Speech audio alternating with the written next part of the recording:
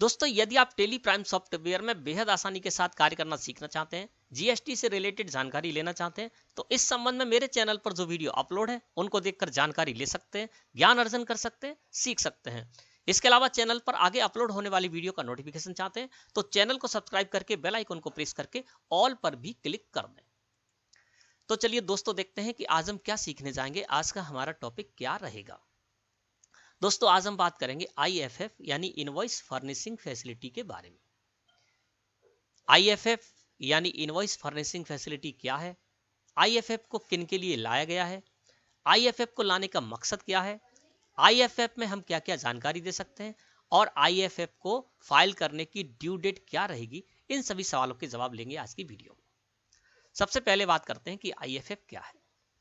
दोस्तों ये तो आप सभी को पता है कि जो भी जीएसटी में रेगुलर रजिस्टर्ड है वो अपनी आउटवर्ड सप्लाई से रिलेटेड जानकारी जीएसटीआर 1 में देते हैं और जीएसटीआर 1 में बहुत सारी टेबल होती हैं जिनमें कि वे अपनी आउटवर्ड सप्लाई से रिलेटेड जानकारी देते हैं।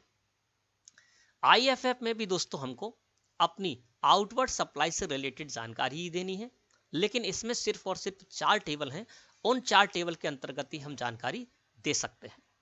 तो इसका मतलब क्या हुआ कि आईएफएफ यानी इनवॉइस फर्निशिंग फैसिलिटी जो है वो जीएसटीआर 1 का ही लघु रूप है, एक छोटा रूप है। अब बात करते हैं कि आईएफएफ को किन के लिए लाया गया है। क्या जीएसटी में जो भी रेगुलर रजिस्टर्ड है सभी के लिए आईएफएफ है? नहीं दोस्तों, जीएसटी में ऐसे रेगुलर रजिस्टर्ड जिन्होंने क्यूआरएमपी स्कीम को ऑप्ट किया है केवल उनके लिए ही आईएफएफ यानी इनवॉइस फर्निशिंग फैसिलिटी है। ठीक है, अब बात करते हैं कि आईएफएफ यानी इनवॉइस फर्निशिंग फैसिलिटी को लाने का मकसद क्या है। तो दोस्तों इसका मकसद ये है सीधा सीधा कि आईटीसी को पास ऑन करना और समय पर पास ऑन करना। मतलब एग्जाम्पल से समझते हैं। मैं जनवरी टू मार्च 2021 क्वार्टर के लिए एग्जाम्पल लूंगा, आप आगे के क्वार्टर में भी इसी को इसी तरह से अप्लाई करें। मान लीजिए मैंने क्यूआरएमपी स्कीम को ऑप्ट किया और जनवरी टू मार्च क्यूआरएमपी स्कीम को ऑप्ट करने की वजह से क्या होगा, जनवरी टू मार्च क्वार्टर की जीएसटीआर 1 में अप्रैल मंथ में फाइल करूंगा। अब जनवरी टू मार्च में जो भी हमने सप्लाई की है वो जीएसटीआर 1 हम अप्रैल मंथ में जब हम फाइल करने जाएंगे तभी जानकारी दे पाएंगे। लेकिन सपोज कीजिए हमारे जो बायर हैं, रजिस्टर्ड बायर है ना, जिसको कि हम सेल करते हैं, B2B सेल कहलाती है हमारी। तो हमारे जो रजिस्टर्ड बायर हैं वो ऐसे भी हो सकते हैं है ना, जो कि मंथली जीएसटीआर 3 भी फाइल करेंगे, यानी उनका टर्नओवर 5 करोड़ रुपए से ऊपर रहा है तो उनको मंथली जीएसटीआर 3 भी फाइल करनी है। या फिर हमारे जो बायर हैं उन्होंने क्यूआरएमपी स्कीम को क्यूआरएमपी स्कीम को नहीं लिया, भले ही उनका टर्नओवर 5 करोड़ से कम था लेकिन उन्होंने क्यूआरएमपी स्कीम को ऑप्ट नहीं किया। तो ऐसे जो भी हमारे बायर हैं वो अपनी जीएसटीआर 3 रिटर्न मंथली बेसिस पर फाइल करेंगे, या फिर क्वार्टरली रिटर्न ले भी रखी है हमारे सामने वाले बायर ने, लेकिन सेल्फ असेसमेंट बेसिस पर उसको टैक्स का पेमेंट तो मंथली ही करना है। तो उसके लिए भी जरूरी है, इन तीनों के लिए जरूरी है कि हमने जो भी इनवॉइसेस इनको जनवरी मंथ में दिए हैं वो उनको उनके जीएसटीआर 2A में और जीएसटीआर 2B में रिफ्लेक्ट होने लगे, जिससे कि वो आईटीसी क्लेम कर पाए इन बिलों की, इन इनवॉइसेस की। या फिर वो सेल्फ असेसमेंट बेसिस पर भी अपना टैक्स पे करेंगे, तब भी ये जरूरी है कि उनके जीएसटीआर 2A और 2B में ये इनवॉइसेस शो हों जो कि हमने उनको जनवरी मंथ में दिए हैं। इसी तरह से फरवरी मंथ में हम उनको कोई इनवॉइसेस देते हैं तो वो भी उनको रियल टाइम पर यानी फरवरी मंथ की जो उनकी जीएसटीआर 2B तैयार हो उसमें वो रिफ्लेक्ट होने लगे। तो इसके लिए ही दोस्तों आईएफएफ को लाया गया है। अब हम क्यूआरएमपी स्कीम में हैं, जीएसटीआर 1 रिटर्न तो हम क्वार्टरली बेसिस पर फाइल करेंगे, लेकिन हम चाहें तो आईएफएफ में ये हमारे लिए उपलब्ध रहेगी, यानी जिन्होंने भी क्यूआरएमपी स्कीम को ऑप्ट किया है उनको क्वार्टर के फर्स्ट और सेकंड मंथ के लिए उपलब्ध रहेगी। थर्ड मंथ में तो हम जीएसटीआर 1 क्वार्टर की फाइल करने जाएंगे तो उस समय हम वो इनवॉइसेस शो होने ही लगेंगे, है ना। तो जिन्होंने भी क्यूआरएमपी स्कीम को ऑप्ट किया है वो यदि फर्स्ट मंथ में जो उन्होंने B2B सेल की है, सेकंड मंथ में जो B2B सेल की है, उनको वे आईएफएफ में जाएंगे और वहां पर वो उन बिलों को अपलोड कर देंगे, जिससे कि सामने वाली जो बायर पार्टी है वो रियल टाइम पर उनके 2A और 2B में वो सोने लगे और वो उनका इनपुट ले पाए या सेल्फ असेसमेंट कर पाए उन इनवॉइसेस के आधार पर। अब दोस्तों बात करते हैं कि इसमें क्या क्या जानकारी दे सकते हैं। अब दोस्तों यहां पर सबसे पहले तो क्या करेंगे, जिन्होंने भी क्यूआरएमपी स्कीम को ऑप्ट किया है, जैसे मैं यहां पर 2020-21 पीरियड है और क्यूआरएमपी स्कीम मैंने ऑप्ट कर रखी, जनवरी पीरियड मैंने यहां पर जैसे ही किया तो ये देखिए यहां पर आ गया इनवॉइस फर्निशिंग फैसिलिटी ऑप्शनल, है ना, मैं इसको फाइल कर चुका हूं, जनवरी पीरियड के लिए फाइल कर चुका हूं। तो इसी तरह से आपको यहाँ पर यानी जो भी क्यूआरएमपी स्कीम को ऑप्ट किए होंगे, है ना, तो क्वार्टर के फर्स्ट और सेकेंड मंथ में उनको यहाँ पर इनवॉइस फर्निशिंग फैसिलिटी शो होगी, और तीसरे मंथ में यानी मार्च में जब जाएंगे, क्वार्टर के लास्ट मंथ में जाएंगे, तो फिर क्वार्टर के लिए यहाँ पर यानी जनवरी टू मार्च क्वार्टर के लिए यहाँ पर जीएसटीआर 1 हो जाएगी। इसी तरह से आगे क्वार्टर में भी होगा, यानी क्वार्टर के फर्स्ट और सेकंड मंथ में यहाँ पर इनवॉइस फर्निशिंग फैसिलिटी मिलेगी, जिसमें जाकर हम ऐसे इनवॉइसेस अपलोड कर सकते हैं जिससे कि हमारे बायर रजिस्टर्ड हैं और वो आईटीसी समय पर क्लेम कर पाए या उन आईटीसी को सेल्फ असेसमेंट कर पाए, ठीक है ना। तो यहाँ पर 2 मंथ में, फर्स्ट और सेकंड मंथ में आपको यहाँ पर इनवॉइस फर्निशिंग फैसिलिटी यानी आईएफएफ हो गया, और इसके बाद तीसरा जो मंथ आएगा, क्वार्टर का लास्ट मंथ आएगा, तो यहाँ पर आपको जीएसटीआर 1 शो होगी, जिसको कि आप जनवरी टू मार्च क्वार्टर के लिए आपको फाइल करना है, यानी पूरे क्वार्टर के लिए आपको फाइल करनी होगी। अब यहाँ पर ये देखते हैं कि आईएफएफ में जब आप जाएंगे तो आप किस तरह से वहां पर कौन कौन सी टेबल रही है और क्या आपको उन टेबलों से समझना है। जब आप आईएफएफ फाइल करने जाएंगे जनवरी यानी किसी भी क्वार्टर के फर्स्ट और सेकंड मंथ के लिए, यानी आपने किसी भी क्वार्टर के फर्स्ट मंथ में या सेकंड मंथ में ऐसी सेल की है जो कि रजिस्टर्ड पार्टी को सेल की है ना, तो उसके लिए आप आईएफएफ में जाएंगे तो वहां पर आपको 4 इस तरह की टेबल आपको शो होंगी। केवल इन 4 टेबल के अंतर्गत ही आपको जानकारी देनी है, सारी टेबल आपको यहाँ पर नहीं होंगी। मैंने आपको बताया था कि आईएफएफ को लाने का मकसद क्या है। आईएफएफ को लाने का मकसद सिर्फ ये है, क्या बताया था मैंने आपको, कि आईटीसी को पास ऑन करना और समय पर पास ऑन करना। तो फर्स्ट और सेकंड मंथ में आप इस जगह पर आएंगे और यहाँ पर आपको सिर्फ 4 वही टेबल मिलेंगी जिससे कि आपके रजिस्टर्ड वायर के आईटीसी पर उसका इंपैक्ट पड़े ना। तो यहाँ पर सबसे पहले आपको मिलेगी B2B इनवॉइसेस की टेबल। यहाँ पर आपको B2B इनवॉइसेस देने हैं, यानी आपने कोई टैक्सेबल सप्लाई की है अपने रजिस्टर्ड पार्टी को, फर्स्ट मंथ या सेकंड मंथ में आपने कोई भी टैक्सेबल सप्लाई की है, किसको, रजिस्टर्ड बायर को, है ना, तो उसकी जानकारी इनवॉइसेस वाइज आपको इस जगह पर देनी, जिस तरह से कि आप जीएसटीआर 1 में B2B इनवॉइसेस की टेबल में देते हैं। इसके बाद सेकंड टेबल आपको यहाँ पर मिलेगी क्रेडिट डेबिट नोट रजिस्टर्ड।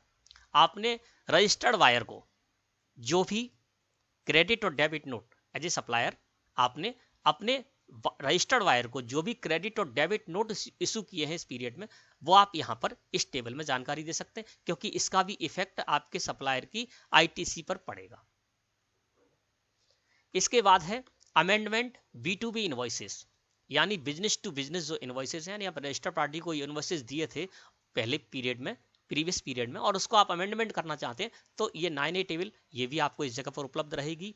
और क्रेडिट और डेबिट नोट जो भी आपने रजिस्टर्ड पार्टी को इशू किए हैं इससे पहले या अभी आप इशू किए हैं, है ना, तो उसमें कोई अमेंडमेंट करना है, किसी भी रजिस्टर्ड पार्टी को दिए गए क्रेडिट और डेबिट नोट में आपको अमेंडमेंट करना है, तो ये टेबल आपको उपलब्ध रहेगी। इसके अलावा आईएफएफ में और कोई टेबल यहाँ पर उपलब्ध नहीं रहेगी। क्यों? क्योंकि अन्य किसी भी टेबल से आपके बायर की आईटीसी जो है ना वो प्रभावित होने वाली नहीं है। केवल यही टेबल है जिनसे कि आपके बायर की आईटीसी प्रभावित होगी, है ना, या आईटीसी आपकी पास ऑन होगी।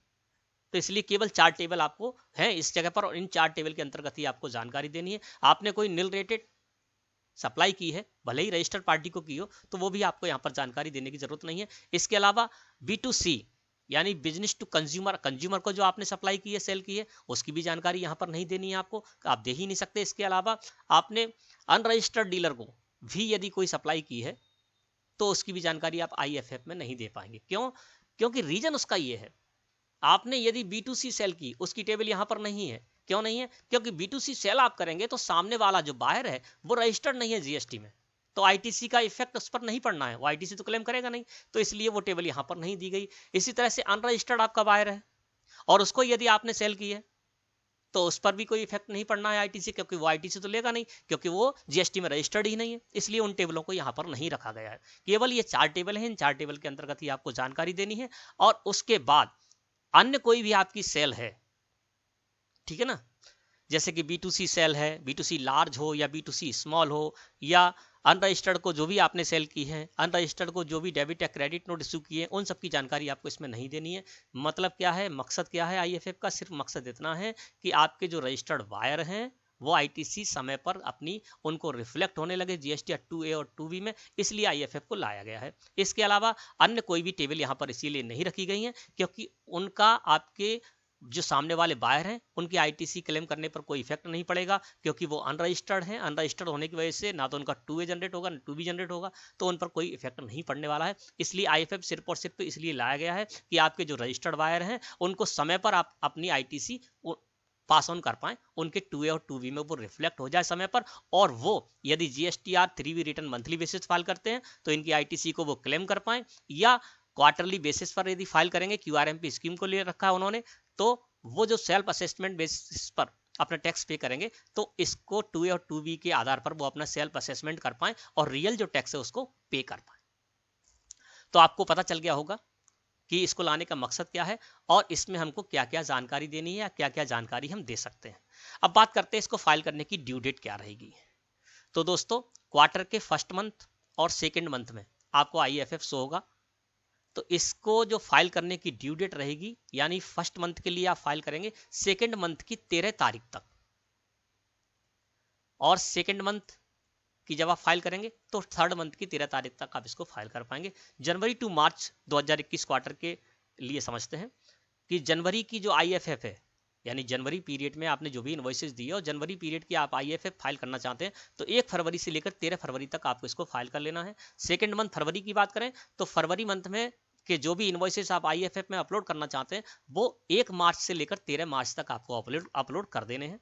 अगर आप 13 तारीख चूक गए तो 14 तारीख को आपको ये ऑप्शन, ये फीचर नहीं मिलेगा आईएफएफ का कि आप उसमें इनवॉइस अपलोड कर पाएं। यानी लेट का कोई काम नहीं है, लेट फीस का कोई काम नहीं है, केवल 1 से लेकर जिस भी पीरियड का आप आईएफएफ फाइल करना चाहते हैं उसके नेक्स्ट मंथ की 13 तारीख तक आप उसको फाइल कर देना है, सबमिट करके फाइल करना है, अपलोड करना है बिल, इनवॉइसेस अपलोड करने हैं चारों टेबल में, जिस भी टेबल के अंतर्गत आपके इनवॉइसेस हो उन इनवॉइसेस को अपलोड करना है, सबमिट करना है, और सबमिट करने के साथ फाइल भी करना है। और कब तक करना है? नेक्स्ट ऑफ मंथ की 13 तारीख तक। 13 तारीख के बाद आप फाइल करने जाएंगे तो आप फाइल नहीं कर पाएंगे, आपको आईएफएफ वहां पर शो नहीं होगा, इस तरह से शो नहीं होगा कि आप उसमें अपलोड कर पाए। वहां पर व्यू और डाउनलोड तो कर सकते हैं लेकिन आप अपलोड नहीं कर पाएंगे, तो आपको ये ध्यान रखना है। और जैसे ही आप फर्स्ट मंथ की अपनी आईएफएफ को 1 से लेकर 13 तारीख तक अपलोड कर देते हैं तो 14 तारीख को आपके सामने वाली जो वायर पार्टियां हैं उनकी 14 तारीख को जीएसटीआर 2B तैयार होगी, उसमें ये इनवॉइसेस रिफ्लेक्ट होने लगेंगे और इन इनवॉइसेस की आईटीसी वो क्लेम कर पाएंगे यदि वो अपनी GSTR 3B return monthly basis पर फाइल करते हैं, और यदि क्वार्टरली बेसिस पर फाइल करते हैं तब भी उनको 14 तारीख की उनकी जीएसटीआर 2B में आपके द्वारा इनवॉइसेस जो अपलोड किए गए हैं वो सोने लगेंगे और सेल्फ असेसमेंट वो उस आधार पर कर सकते हैं अपनी आईटीसी और लायबिलिटी का, और उसके बाद वो अपना टैक्स पे कर सकते हैं। तो दोस्तों, आपको समझ में आ गया होगा कि इसकी ड्यू डेट क्या है। और इसके बाद जब आप क्वार्टरली बेसिस पर जनवरी टू मार्च यानी मार्च पीरियड में जो भी आपके इनवॉइसेस होंगे उसके लिए आपको आईएफएफ नहीं मिलेगी, मार्च फर्स्ट और सेकंड मंथ के लिए मिलेगी। थर्ड मंथ के लिए तो क्या होगा, जीएसटीआर 1 आ जाएगी और उसी में आपको बिल अपलोड कर देने हैं, है ना। इसके बाद एक बात आपको और याद रखना है कि फर्स्ट मंथ और सेकंड मंथ में आपने जो भी इन 4 टेबल के अंतर्गत जो भी इनवॉइसेस अपलोड कर दिए हैं फर्स्ट और सेकंड मंथ के लिए, तो फिर जब आप जीएसटीआर 1 क्वार्टरली बेसिस पर फाइल करने जाएंगे जनवरी टू मार्च की अप्रैल में, तब आपको ये सारे इनवॉइसेस फिर से अपलोड नहीं करने हैं। आपके इन 4 टेबल में जो भी आपने फर्स्ट मंथ और सेकंड मंथ में जानकारी दी होगी, जो भी इनवॉइसेस अपलोड किए होंगे, वो वहां से उठकर आपकी जीएसटीआर 1 की उन्हीं 4 टेबलों में पहुंच जाएंगे, वो आपको फिर से अपलोड नहीं करने होंगे। इसके अलावा जो भी आपकी और जानकारियां हैं, यानी B2B जानकारी आपको, यानी आपको B2C जानकारी देनी, B2C जो आपने इनवॉइसेस दी हैं, चाहे लार्ज हो और चाहे वो जो है आपके स्मॉल हो, या अनरजिस्टर्ड को आपने जो भी सेल की है, या फिर आपने नील रेटेड इनवॉइसेस दिए हैं, वो सब जानकारी आपको देनी है। लेकिन जो आप मंथ 1 और मंथ 2 की आईएफएफ में जो भी इन 4 टेबलों के अंतर्गत जानकारी दे चुके हैं वो आपको दोबारा से नहीं देनी है। वो आपके आईएफएफ से उठकर जब आप क्वार्टर की जीएसटीआर 1 रिटर्न फाइल करने जाएंगे तो उन टेबलों में पहले से ही आपको वो डेटा फिल होकर मिलेगा, उसको दोबारा से आपको फिल नहीं करना है। तो दोस्तों, आशा है कि आईएफएफ के बारे में आपको सब कुछ समझ में आ गया होगा। वीडियो अच्छी लगी हो तो लाइक करें। धन्यवाद।